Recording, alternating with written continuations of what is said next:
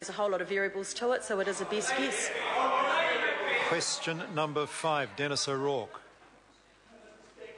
Question is for the Prime Minister and asks, did he involve Auckland City Council in discussions he or his staff had with SkyCity about a national convention centre in Auckland during 2009 and 2010? The Right Honourable Prime Minister. Mr. Speaker, no. Denis O'Rourke. Has he read a press release dated 14 May 2010 from Auckland City Council that says, quote, the Council will work with the Government to establish a preferred site, and further states that a new convention centre would, quote, complement existing venues including SkyCity?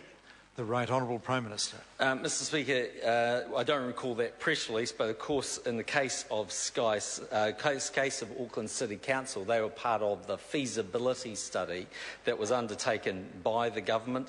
That was undertaken in the middle part of 2009. I met with SkyCity in November of 2009 and had some preliminary discussions with them. Prior to that, I'd also met with a number of other parties. What discussions the Auckland Council might have had with SkyCity is of their own volition, but I wasn't involved in those. Denis O'Rourke. Did he or any of his representatives ask or encourage then Auckland City Mayor John Banks to support the proposed pokies deal with SkyCity, given that Mr Banks originally wanted a convention centre on the waterfront? The Right Honourable Prime Minister. No, and you're correct about the latter point. The then Mayor of Auckland, John Banks, wanted the convention centre to be down at the Aotea, I think, or down at the waterfront. And my view of it, shame you didn't build the stadium down there, but that's another failure of your government. But, Mr Speaker, but like every other proposal other than SkyCity's, Mr Banks has also required $350 million of taxpayers' money.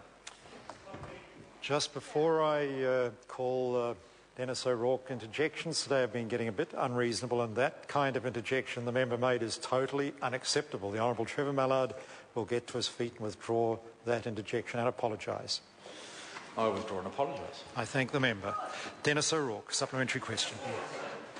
Was Auckland City Mayor John Banks' later agreement to go along with the pokies deal brokered by Mr Banks' personal friend Wayne Eggleson, who later travelled to Las Vegas with SkyCity lobbyist Mark Unsworth? The Right Honourable Prime Minister.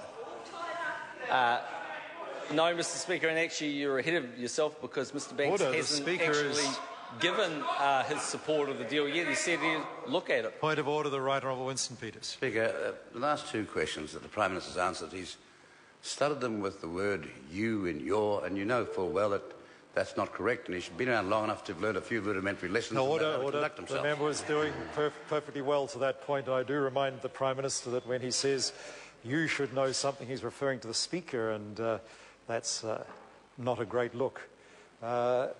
Denis O'Rourke, supplementary question. Did Mr Eggleson... Denis O'Rourke.